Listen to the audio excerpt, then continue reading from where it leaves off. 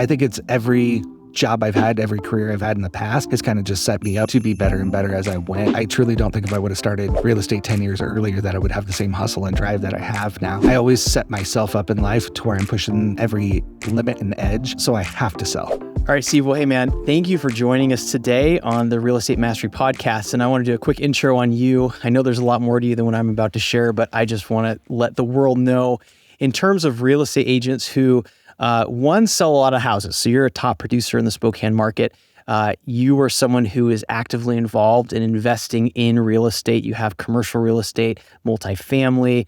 And so those are the things that are great to know about you. And one of the things that I've always appreciated, we know realtors get busy and often don't answer their phone, call you back, but you are the guy that more than probably anybody I know is really good at answering their phone. And I know you're busy, but I just appreciate about you just the ability and willingness to really engage with other people. And I'm sure that's one reason why you've gone as far as you have in real estate. So that's really a huge reason why I'm glad you're here today is your experience and also your willingness to just engage with people. So thank you for being here. Absolutely. So why don't you just give us a little bit of a background about yourself? I know you started out in a different career before real estate, so maybe go down that path and then any other just sort of things about you that would be good for us to know. Definitely. I was born and raised in Spokane. Through the years, I grew up in, started jobs out in retail originally. So I went everything from Circuit City to more of a larger mom and pop business, car toys, and did everything from electronics to cell phones. And I think that made me become a good people person and learn to talk to people. Then I stepped into the car business right about the time the economy crashed in 2008, 2009. And so I stayed with the car dealership that went out of trust with banks, learned the car business the hard way and did everything from finance. After that car dealership shut down, I jumped ship and went down to Hawaii for a year, decided to hit the restart button, learn a little bit about life, sold at a car dealership down there, which was great fun. And then came back here and ended up running a local car dealership here for a while. Went through open heart surgery. I think that was probably about 10 years ago now, 8, 9, 10 years ago. And I came back and my job was eliminated at the time. So it kind of forced my hand into this career of real estate. I figured if I was going to make an adjustment, now that was the time. So okay. Made the leap of faith. Right. And so really that journey, I mean, it sounds like each one of those pieces of the puzzle really kind of created who you were to be successful in real estate. So when you think about what makes you successful and those pieces, I mean, talk to me about hustle, talk to me about your drive, talk to me about your people skills. Like what did you learn in those that helped you, one, succeed in real estate, but two, decide, okay, I'm going to give that a try? Right. I think life connections was probably my biggest thing. I'm super connected within Spokane. And that's one thing I learned living in Hawaii. I wasn't connected at all down there. And I struggled with life down there, not being as connected as I was in Spokane. Through the years, I was everybody's go-to person for everything, for so many facets of life. I'm glad I didn't start real estate sooner because I needed the lessons that I had in the past to get me to where I am today. As for the hustle and the drive, I guess I'm blessed or not blessed in the fact that I don't have kids. I don't have a family. So it's super easy for me to grab my phone and answer it at all times. Sometimes it does get frustrating on my end when I know I can always answer my phone. And if you sell 1 or 2 houses a month, how come you can't answer your phone? And if I can sell 6 to 10, I'm answering my phone. So, but I always have to take a look in the mirror and just remember, like, everybody's situation is different. I don't have kids. I got my little dog Moose that I got to answer to, and that's about it. Which is an awesome dog. Yeah, it is. We'll have to find a way to like link a picture to the bio or something. Yeah, Moose sends out his postcards to all my clients and whatnot, so it's good. He's really the reason for your success, 100%. Right? You've got this awesome little dog tied up with everything, which actually is a really great marketing piece. It is, yeah. I mean, luckily people like my dog more than they like me, so it works out good. Yeah, all right. So hustle is a huge part. And I appreciate how you say that, like, okay, at the end of the day, I got to pull the plank out of my eye, right? To see like, okay, everyone's in a different season, different context. And yet there is something about this business. It's you eat what you kill. And so there's an element of like the hustle has to be there. Is that something that you were just always naturally like a grinder, a hustler? or is that something that you learned when you were in like the car business and those other things? Like how are you that guy? What got you there? Honestly, I'm not 100% positive on why I am that way. I think I'm more in tune with it than most. Um, I- at the end of the day, I think it's every job I've had, every career I've had in the past has kind of just set me up to be better and better as I went. I truly don't think if I would have started real estate 10 years earlier that I would have the same hustle and drive that I have now. A lot of it has to do with I always set myself up in life to where I'm pushing every limit and edge. So I have to sell. If I don't sell, if I give myself breathing room, I'll take the breathing room. And I always set myself up to work harder and harder. And I guess that could be a gift and a blessing, but you can also look at it as a negative as well. So I want to go into a minute about kind of like how do you unplug? But before that, what about the person right now? Maybe, we're in a market shift that's a different type of challenge. Maybe they're feeling it's just hard to get out of bed in the morning even, or like I don't want to make phone calls, or like what, is there a why in your life? Like what motivates you to kind of have that push and that drive? Um, I guess I don't really have a huge what and a why and a drive. I mean, at the end of the day, I know everybody's time is limited on earth, and I feel like just because of some of my health problems in the past that my time is super limited. So I want to hit that point of retirement sooner than later, and I want to enjoy the fruits of my labor, because I might not be the person that gets to live into their 70s and 80s, and I know that. And that I don't want that to be a negative in my life, but I want it to be like I need to go enjoy what I created, and the sooner I can get there, the better off I am. So my unwind time is sitting at the lake. But I would like nothing more than sitting at the lake with my girlfriend on the boat and have a moose out there and all my friends around or family around and us having a good day on the water. To me, that's what life's all about. And getting to travel. When you sell real estate, you don't really get the option to travel too much because your clients run your life.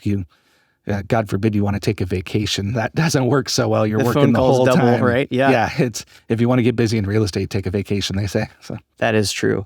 So it sounds like, your why is, and if you're okay with it, us kind of going a little into that health challenge. It seems like even in our previous conversations, like that was a huge turning point, a motivating factor. Like you recognize the finiteness of our life, and that actually sounds like is a pretty big motivator to you in order that you can maximize your time to get the maximum result. Do you mind kind of sharing like that experience a little bit of? yeah, I think, I stared death in the face a couple times now, and that's been a pretty wild scenario. When I sat in the hospital bed for weeks on end, and they ended up shocking me and bringing me back to life while I was awake, and they shocked me.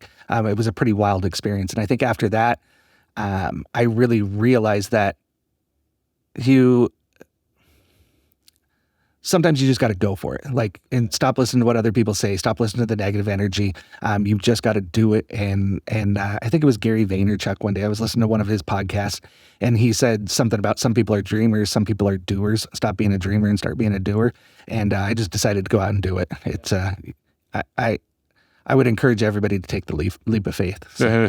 And that is such a there. I think there's a lot of dreamers. I think we've all been there in some regard.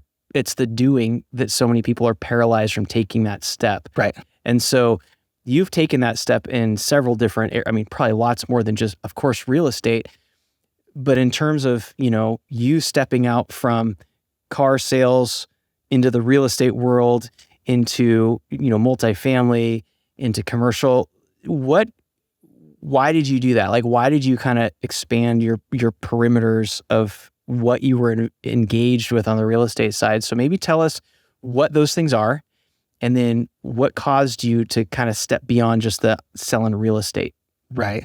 So when I left the running the car dealership, where they escorted me out the door one way or the other, you want to call it, I simultaneously did two things. I went and got my real estate license.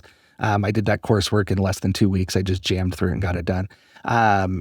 And then I also opened a wholesale car dealership. So I started wholesaling cars dealer to dealer.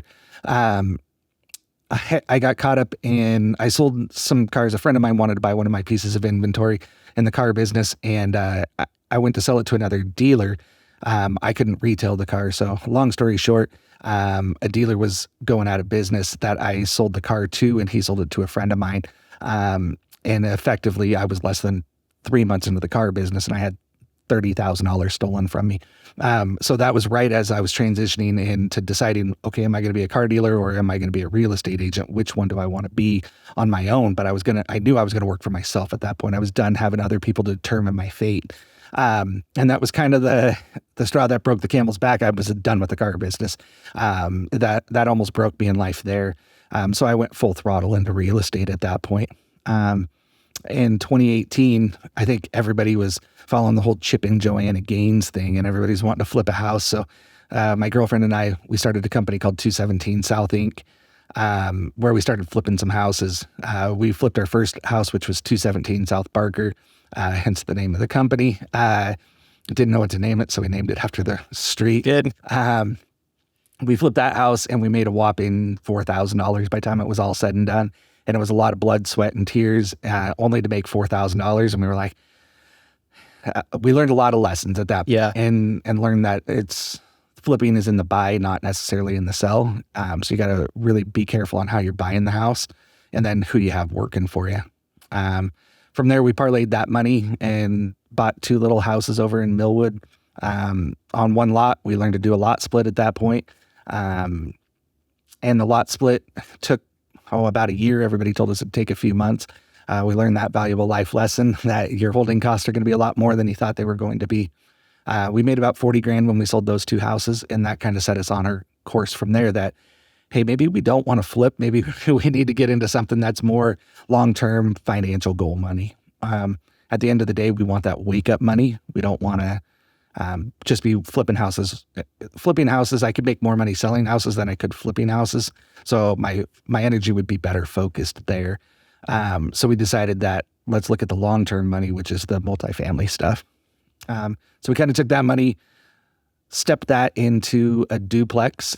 We bought one duplex, and then we bought a house that we were going to develop the land and put a road in, which we eventually did, and built 2 brand new duplexes there. It was about a 3-year project, and we finished that one up last summer. So we were one of the fortunate ones that started a project and ran it through COVID. So it was quite interesting getting it to the finish line. But once again, learned a lot of valuable lessons. So from there, we owned multifamily. We'd done lot splits. We'd put in a road and did a full development short plat. And then we figured the next one, since it took so long to put a road in, everybody told us 6 months to put the road in. That took about 18 months to do. Was not the 6 months that everybody said it was going to be. Everybody told us it'd be $60,000 to put the road in. It turned out to be $120,000. So I tell everybody, when you get numbers, double it, because that seems to be our trend.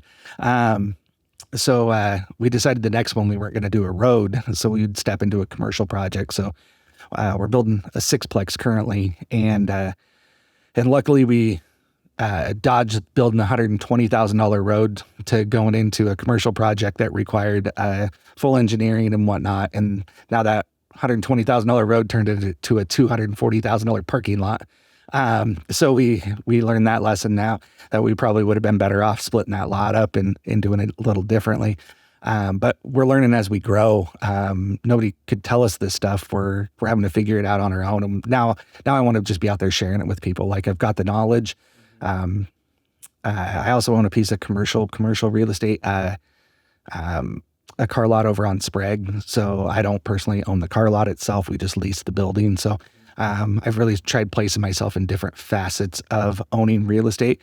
One, because I want it for my retirement income, but 2, I want to be able to tell my clients that I know how to do all of this. I'm currently doing it myself. So you're not going to find better hands to be in than mine. So Right. Well, like you're sharing, I mean, experience is the greatest teacher in so many ways. And we can hear something, but until we experience it, and there's just so many things that you don't know until you're in there. 100%. Yeah. Yeah. So the person who's that dreamer but wants to be a doer, and they've been in real estate, let's say for a few years, and they want to get into the investment game, what would you say a really important first or second step or observation, like how do they go from the dream to the do in that process?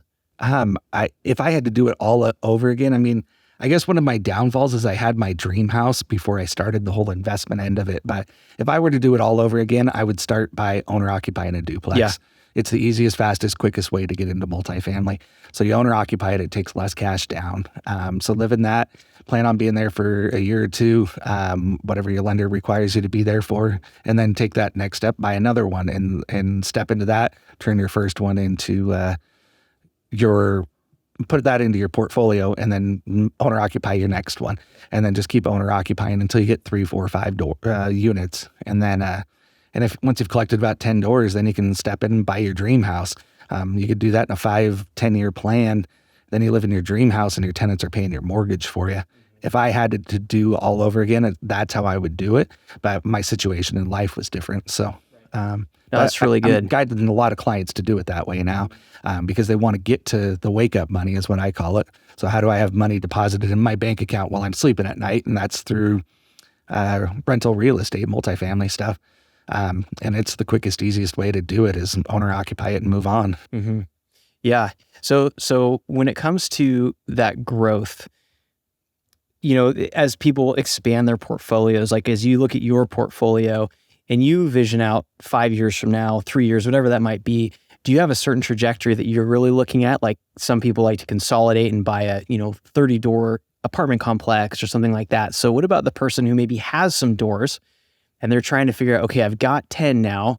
Should I consolidate? Should I 1031? What should I do? So you have kind of some experience there, some thoughts as you move forward with your own trajectory? Man, I have lots of thoughts. That's why we're here, baby. Share them. Let's hear it. I recently, through some of my hiccups that I'm going through on some of my new construction, new builds and whatnot, I like the new construction end of things because there's less to fix and they're easier to rent out. So by nature, I've jumped into these builds, so I've learned a lot on the construction end. The downfall is the negative cash flow for so long. So there's a lot of talk about us going into something that's already completed instead of us building. Less stress, and less stress when you're a heart patient is probably a good thing. So one of the guys that kind of mentors us a little bit, he was talking to us that sometimes he goes, I know you guys are collecting properties, but sometimes you got to sell stuff to scale up. Mm-hmm. And that's been a hard lesson for me to learn because we set our trajectory in a certain direction that when we're done with the current build that we're at, we'll have 24 doors, and we've done that in about 3 years, which by some people's standards is huge and other people's standards is slow. But 24 doors, that's huge for us. But if we want to scale up, he's completely right that if we sold off half of our units and we put $1 million cash in the bank, which we could technically do right now, we could leverage that $1 million cash into a larger project where you've got more doors or a larger commercial property that might cash flow better and have better cap rates. So we're looking into different situations right now, situation scenarios. So. Yeah. Which, I mean, with real estate, that's the beauty of it. There's so many different ways to approach it. 100%. And having those influencers in your world. So as you've gone through this journey, you talk about, I mean, there has to be this teachable element to it, right? Otherwise, if we're just solo entrepreneuring all the way, eventually we crash and burn because we need the wisdom of others around us. As much as like you're sharing, like sometimes you just got to go through it. But right. You also, in the midst of that, you're saying, hey, I have a mentor. Here's what their thoughts were. Oh, that's some good advice. If you don't mind, like share maybe who some mentors have been in your life, what you've learned from them, and maybe just the value of having other people speaking into you. Yeah, I don't know if there's one solid person I would say on the mentor end. I think at some point somebody told me your friends and the people you surround yourself with are phenomenal people. It'll help shape who you are. But if you want to grow and your friends aren't growing with you, you need to get yourself in a different room. And so we've just started putting ourselves in different rooms and talking to more people. And one of them's our builder. He's scaling up large right now, a lot quicker and a lot faster than we are. And at the end of the day, he jokes around with me and he says, it's just another zero. You're just adding another zero. So $1 million project to a $10 million project, it's just another zero. It's the same steps. And he's right. As you go up in the business, I used to think a $2 million project would be impossible. And now here we are doing $2 million project and and to everybody else around me, they're like, holy cow, that's crazy. But to us, it's small because I'm seeing people do $30-40 million Right. projects right now. And I'm like, holy cow, a $30-40 million project, that's just wild. And but now I know I can do a $30-40 million project. It's just, how do you get there? So Yeah, and what you're saying is you're around the people who are further down the path than you are, and they're spurring you along, helping you think bigger and different. 100%. Yeah. So many of my friends think we're doing huge things, and I sit here thinking like I'm just a dot on the map compared to some of these guys. They're doing huge things.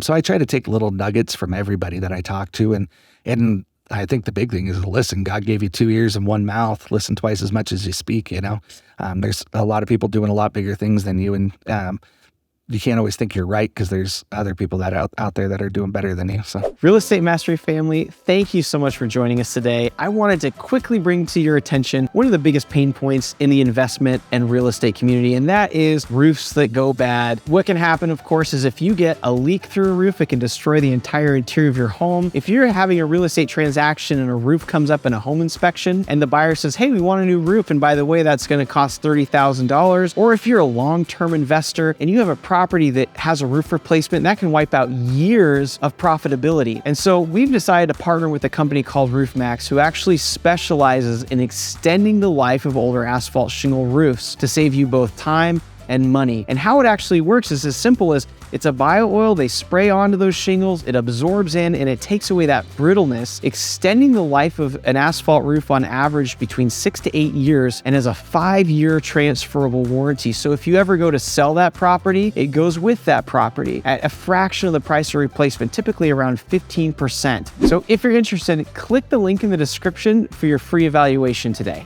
One of the things that, sets you apart, I think, is your hustle. You're picking up your phone, you're working with people.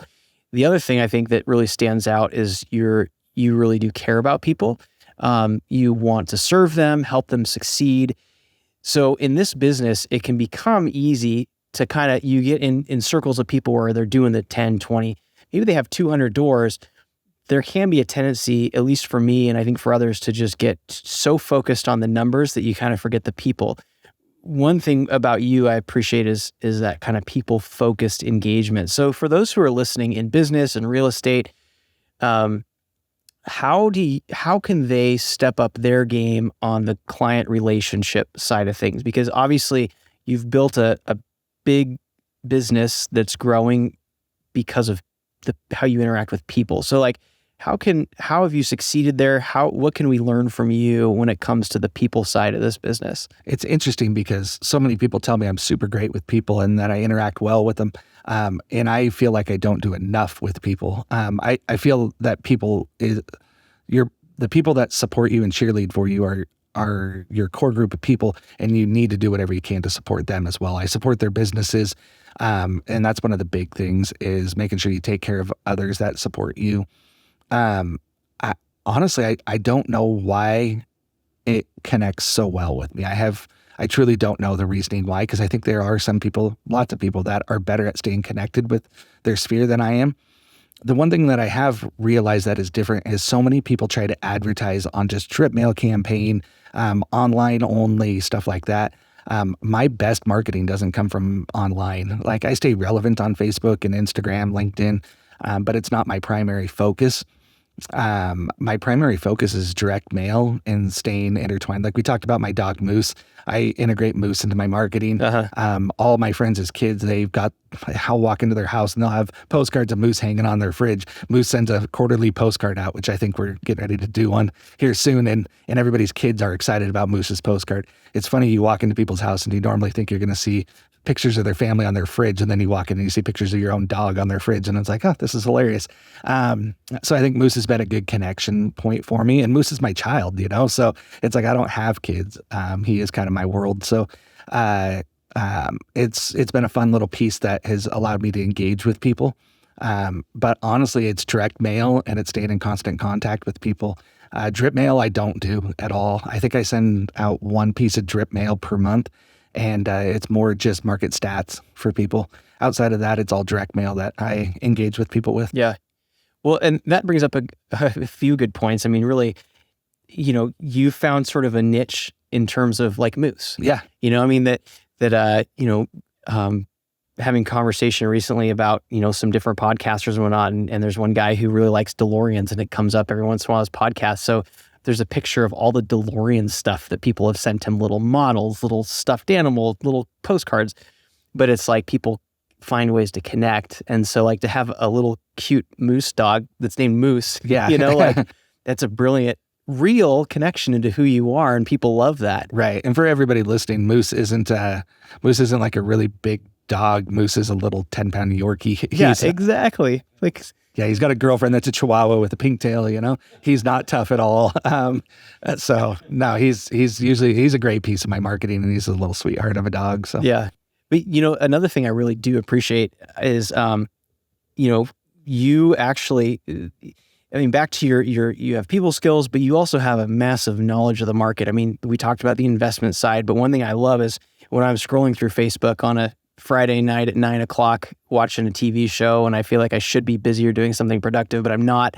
And I see a post from you on Facebook with market data updates, or, hey, here's based on what I'm seeing in the market and these data points, here's my projection of likely where we're going to be heading in the spring, XYZ. I think that you bring about something that really highlights the importance of someone who's a professional in the real estate industry, because there's knowledge that an agent who's educating others, it massively helps your clients. And you're not just the moose dog guy. You're the moose dog guy who knows a ton about real estate. A little known fact about me is I'm a closet nerd, I guess. So I graph all these numbers out, so I know what daily inventory is in Spokane. I know how many houses we sold in January 2021. It's all graphed out, and it's part of the nerd side of me that I have.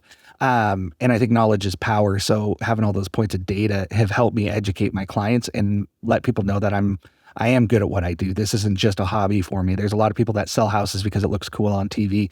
I sell houses because it's my living. This is what I do. Some people are really good at heart surgeries. I'm really good at selling real estate. In college, I went to college to be an actuary, which is playing odds for an insurance company, really is what it is. So I was a numbers guy through and through from the beginning. So I think that's the nerd side of me that follows into the real estate side. So, I like educating people. If I'm able to help explain why I think the way I do, then a lot of people like it, and everybody learns differently. So some people learn by listening to my cute dog, and some people learn by listening to the fact numbers that I have put out there. And for the people that like that stuff, it's good stuff. So. Yeah. So for those agents who maybe don't naturally bend in that kind of analytics side of things, what would be a way for them to gain some knowledge in there? Just a few of those steps of like you said, we're a real estate agent better as heck be a professional, right? And there's nothing in some regards that's more frustrating than having someone who's not in your industry. If it was a heart surgeon who didn't really know what they were doing heart surgery, right? Like that's massive trouble. But sometimes in real estate, that's not always the case. But what about those people who aren't just, kind of hobbying it up, let's say, to just, for whatever reason, but those agents who are like, I just struggle with that stuff. Like what could they do to kind of grow in those areas of industry knowledge so they can actually really help serve their clients at a higher level? I think the one thing for me is I picked data points that I thought were relevant, and I check them daily. It's I don't have too many data points that I check, probably 5 to 10 throughout the course of a month. And some of them are daily, some of them are weekly, monthly. I think once you find those data points and it gives you talking points for your clients as well, it makes you sound even more knowledgeable than the next guy or gal. And just do it nonstop. Be persistent and consistent. If you're not persistent and consistent about it, you're never going to sound like you know what you're talking about. You're just going to be spitting facts, and it's not going to be accurate all the time. My facts are accurate all the time because I'm staring at them every single day. I know what they are. It's the very first thing I do when I get to the office. So I've just created a system where I spend 5 minutes checking the numbers in the morning. That way I'm super knowledgeable about what it's going to do. Like, I know mortgage interest rates went up a 1/4 point today. Why did they do that? I'm not exactly 100% certain because they went down last week after the Fed spoke. So it doesn't necessarily make sense to me, but I know they went up a 1/4 point on average for a 30-year conventional. So does every real estate agent in Spokane know that? Likely not. I doubt if most of the lenders knew that in Spokane, but unless we're locking a rate today by chance. But it's all just data points that I look at on the daily. And do you have a certain CRM that you use, or you build a spreadsheet? Like, how do you actually track those things? Because so many times people want to do those things and they get the good start, but they don't have a good foundation. So what did you do for that side of it? Oh, my office would drive most people nuts. I'm actually terrible. I don't have a ton of systems. We use Moxie for our CRM with Windermere. It's not robust in the fact of lead gen. It's robust in the fact of sphere-based marketing, which is great, which is what I'm good at, and that's what's built my business.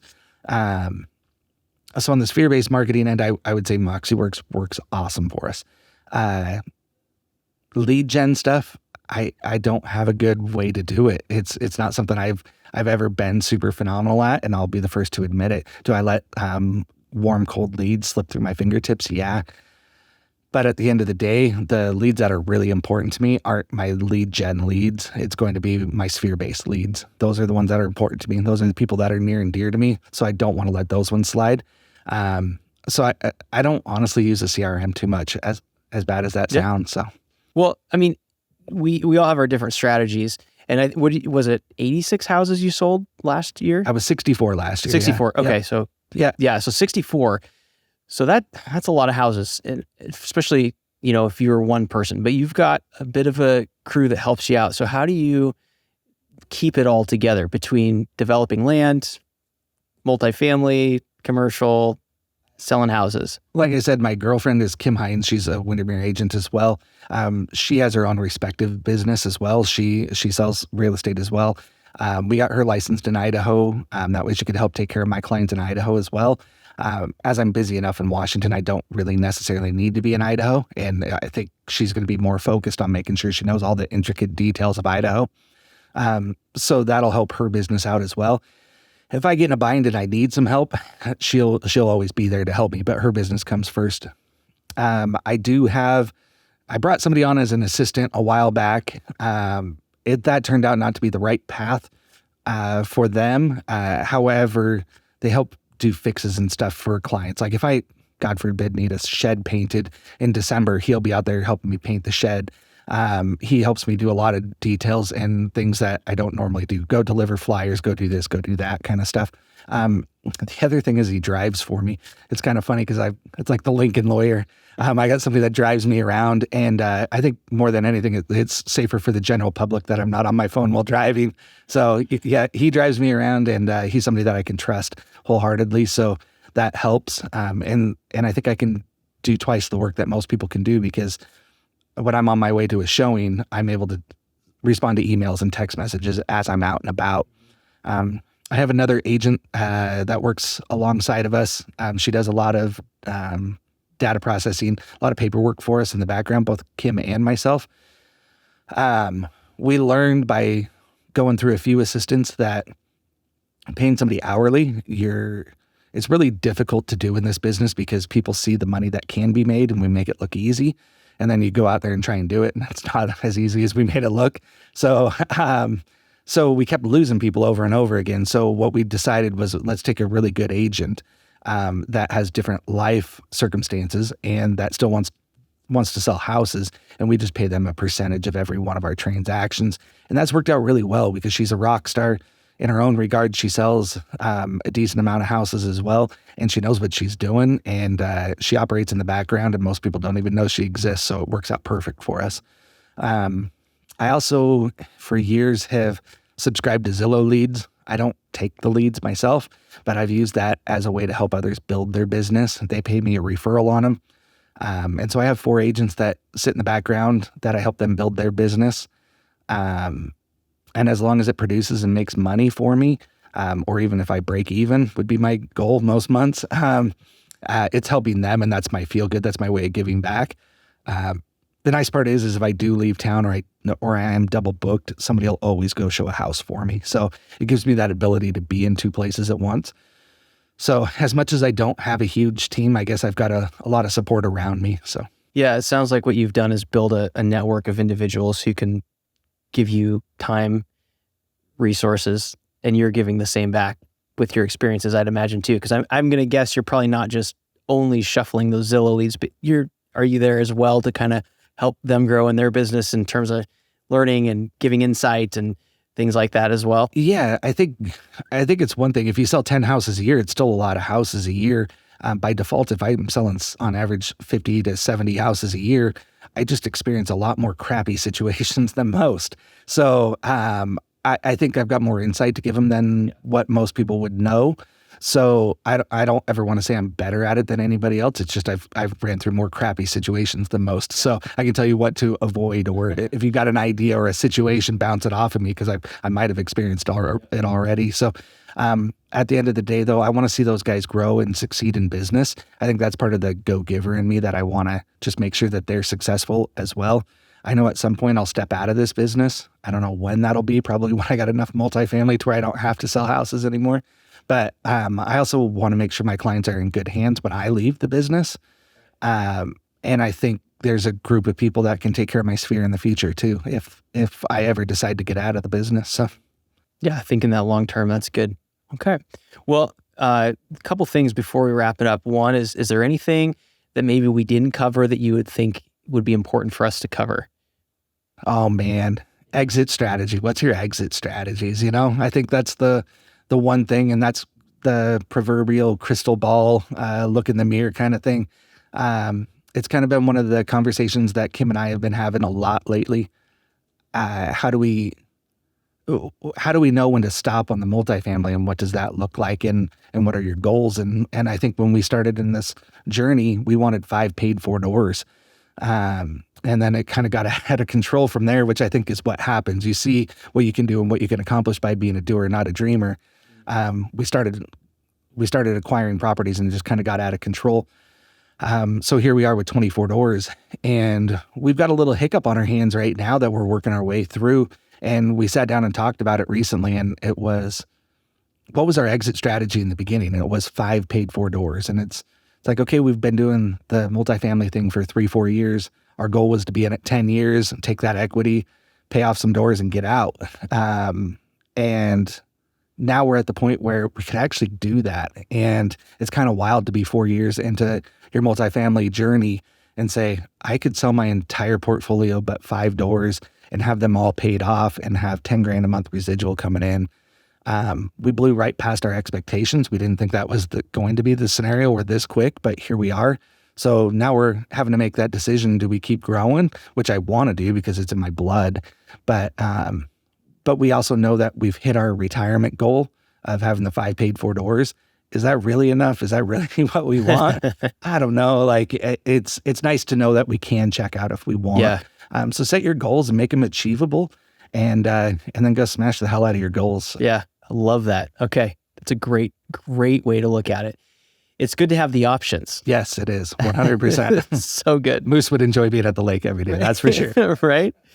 Okay. So last question. So we like to ask, we always like to hear stories. And so you've obviously alluded to some stories throughout this conversation. So if there is one story you'd want to share with us that was maybe outlandish, touching, crazy, I mean, real estate lends itself to that kind of stuff. So what's just a good campfire podcast story that you would be willing to share with us? Oh, a campfire podcast story? I know, right? I just made it up on the fly. I don't even know. I mean, right now I can tell you the one that's brewing in my head is it doesn't matter what you plan for in this business. There's always going to be a curveball, and it doesn't matter whether it's real estate sales or the real estate multifamily development, I'm working with people that I've known and trusted while building these projects out. And I think one of my biggest stories right now, it's the largest story of my life, I guess. We've been doing this project, the sixplex build that I spoke about, and the builder quoted us at, just for easy numbers, 1.1 million.